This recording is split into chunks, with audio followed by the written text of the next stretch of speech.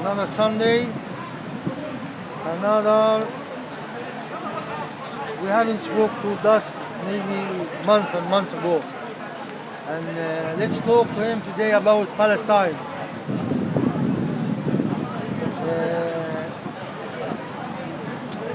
Dust, how are you? I am very well, thank you. Very well, thank you. Just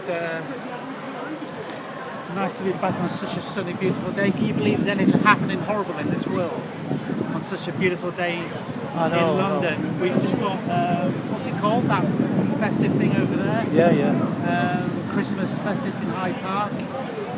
All those people having such a wonderful time. And yet, as we speak, absolute disgrace, horror is being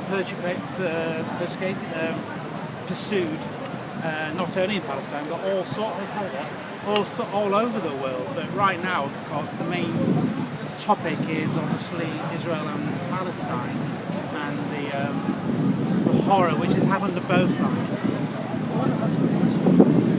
It's come to my mind. What do you think made the West and the British especially, the British and the being enslaved to Israel?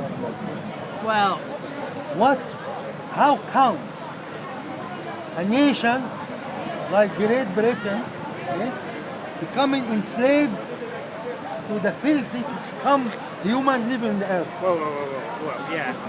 You're using very inflammatory language, which I don't think is helpful.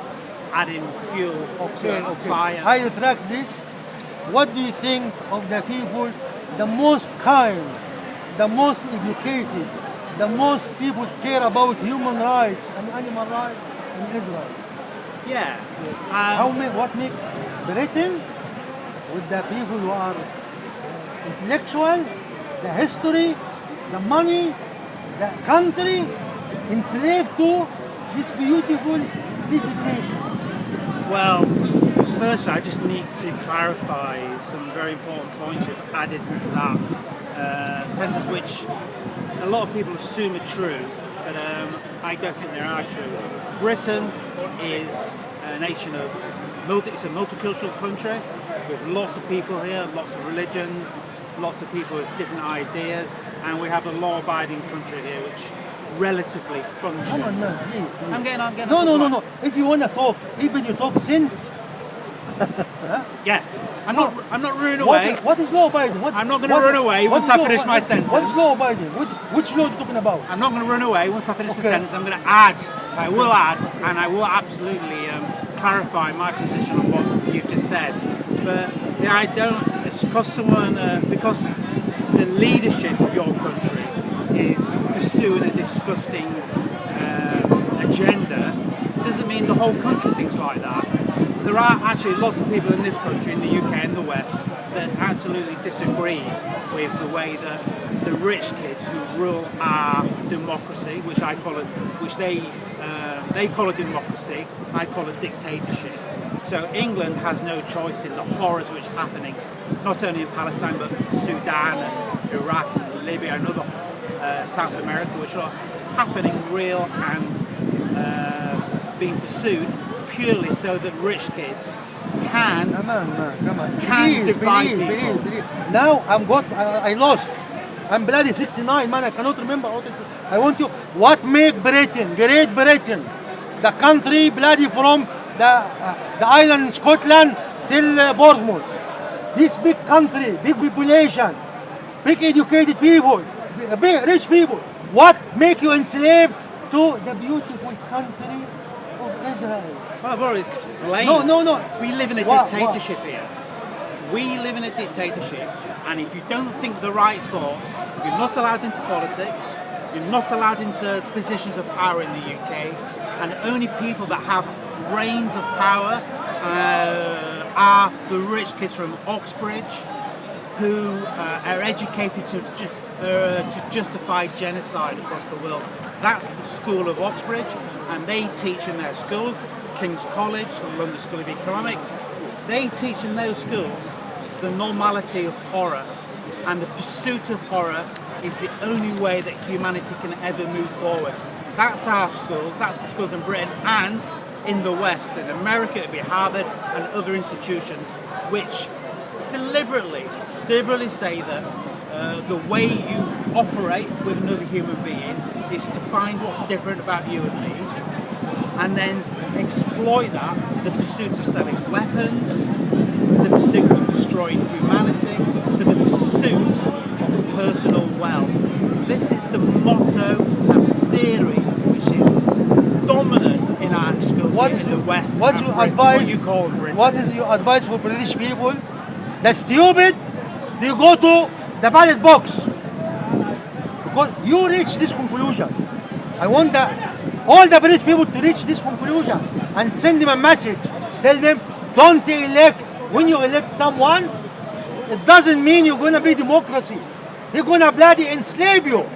He's gonna have his own agenda.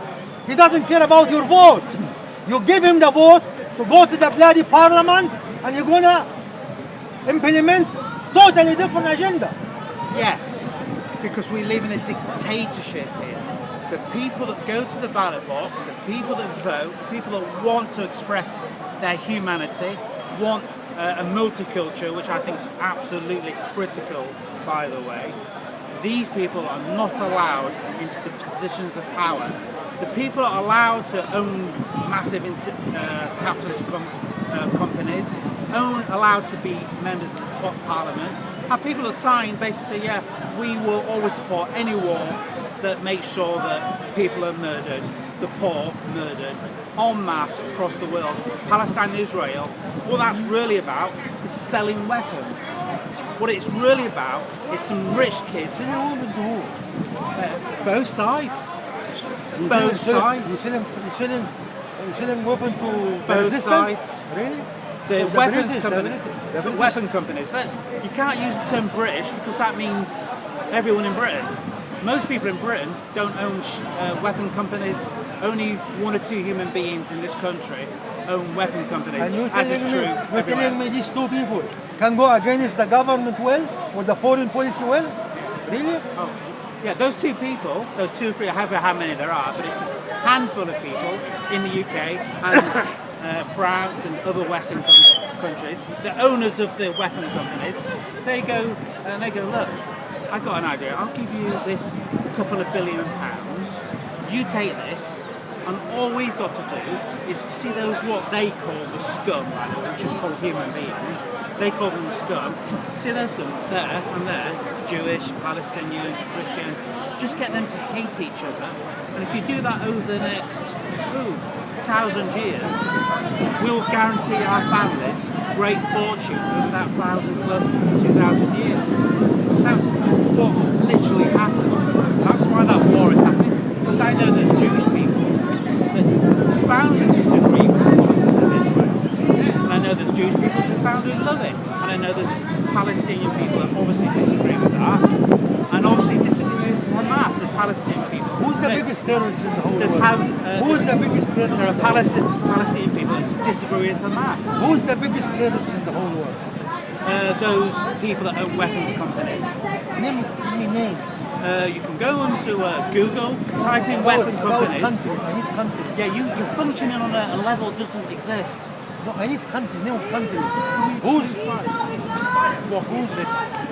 Who's the most terrorist countries in the whole world?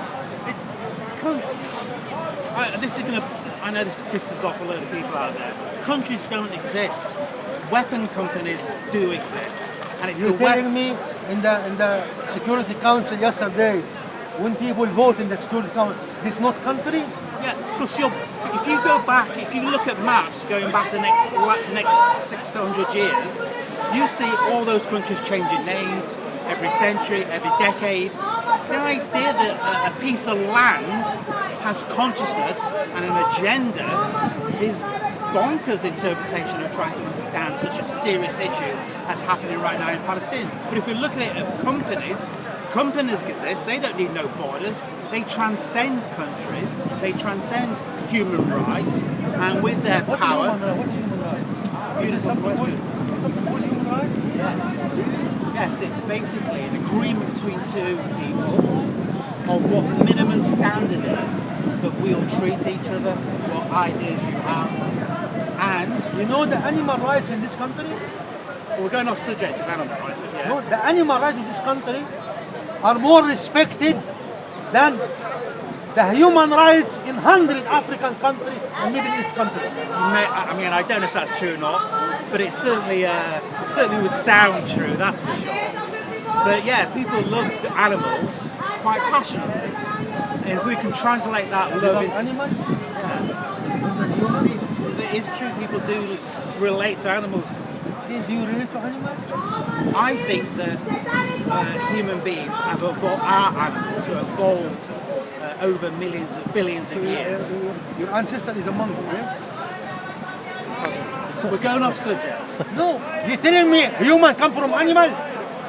We're going off subject. Let's talk about Palestine and Israel. Human rights in this country and animal rights. Animal. What does Britain respect the animal rights? Does Britain respect? Yeah, I get your point, and it's whether it's true or not, it's irrelevant.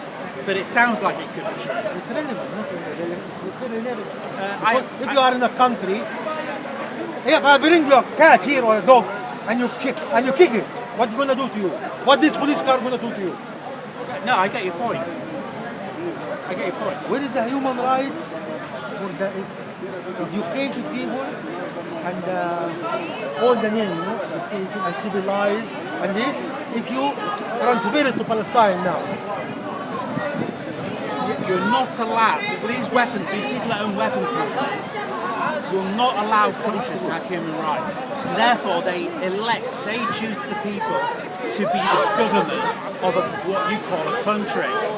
The weapon companies, they choose this, and they choose people that are psychopathic, that are mass murderers, that hate human rights, gay rights, and they will deliberately choose those people so that therefore they can sell weapons with them so that they can have war with your brothers and sisters. That's the policy, that's the idea of weapon companies, and that's how they get so rich. We've got someone laughing.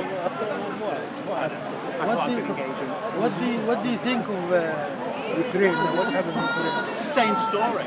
It's exactly the same war. I love what happened in Ukraine. It's the same war. I love what happened in Ukraine. You know why? Because Ukraine, you know, they have a lot of Jews.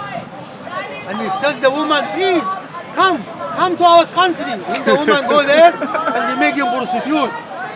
Now, what do you think? The billion and billion being spent by the West in Ukraine, going good in the drain. Yeah, using the term like the West or Britain